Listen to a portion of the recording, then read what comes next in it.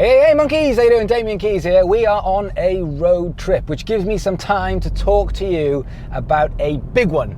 And today I would say is probably the biggest one. This is something that I think is probably the biggest downfall of bands or artists, or the reason why bands and artists are not developing in the same sort of speed that they really want to develop. So everyone is putting emphasis on creating something amazing. That's what we want to do. We want to create some music that we are absolutely beside ourselves with how proud we are of why we've created, of this thing that we've created. We want to make something amazing. And it might be a video, it might be a song, it might be an EP, it might be an album. And there is just hours and hours of painstaking time going into creating this thing. Brilliant, fantastic.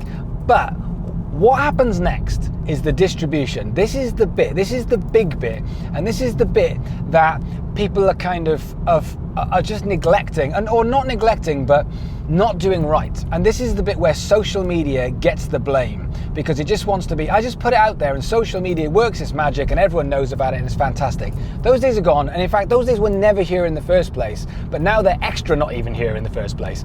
So I want to ask you a question, and that is, have you ever said any of these phrases, or even thought any of these phrases?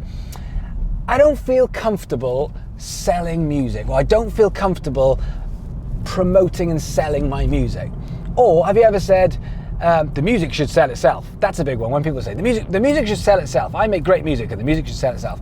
Or I don't like asking for something. That's the biggest one that people say all the time. I don't really feel comfortable asking. I don't really feel comfortable promoting myself. Ugh, it feels dirty. Well, tough. Unfortunately, we live in a time now where you just have to find ways past that. And yes, sometimes it feels like begging. But when my book came out, the book is out from all good Amazon bookshops, by the way, The Rule Breaker's Guide to Social Media. But when that came out, it was time to promote it. It was time to tell people about it. It was time to distribute it. And what happens is people are spending a tiny amount of time on the distribution after spending so much time on developing something, and it's waste.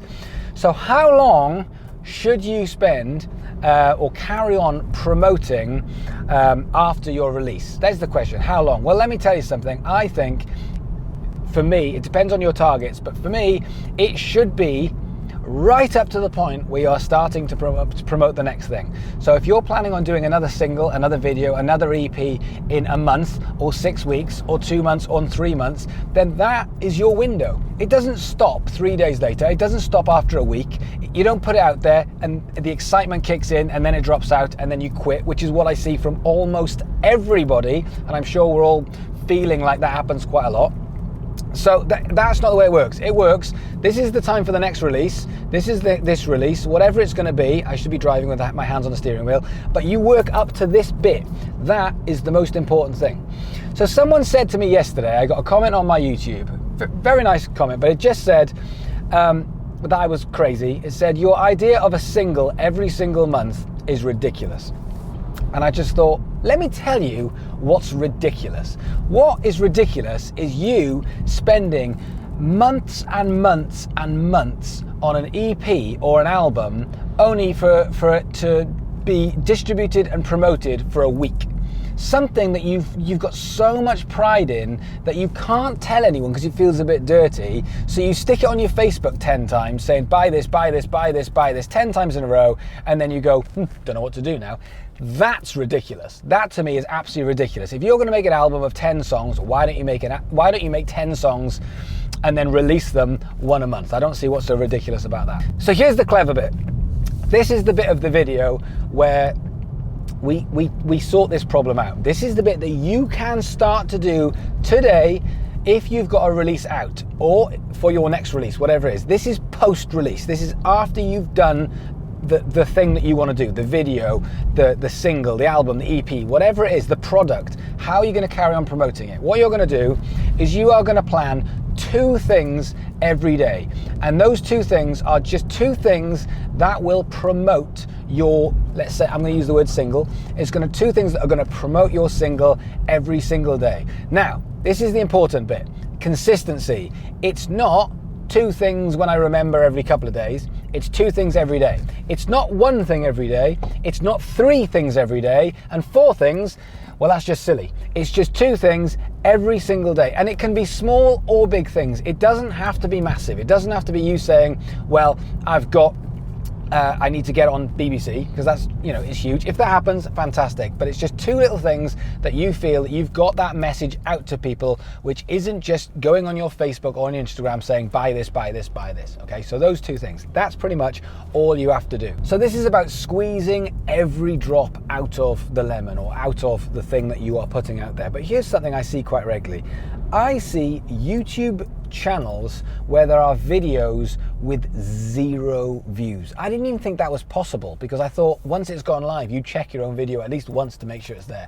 Imagine having a YouTube channel where you put up a video and there is literally 0 views. That to me just means that you are working on the wrong bit. 0. You're playing the wrong game. You're putting stuff out there and you're going, content, content, content, content. You're not telling anybody. So therefore, no one's knowing about you. No one's hearing about you.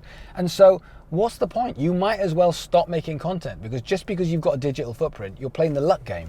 So firstly, if that's you and you're making that many videos and that 0 people are watching, let's start with making some targets for people watching those videos. Let's start with trying to get 10 or 15 or 20 people to watch it. And that's pretty simple. Text your mates. If you've got a YouTube channel, text your mates and say, do me a favor, can you just watch my video, see what you think? It's okay to do that. It is okay to ask. We have to get out of this habit that it's a dirty thing to ask people to help you, because it's fine. So I want to finish the video by saying this. If you look after the micro content and you look after the audience, the big picture will look after itself.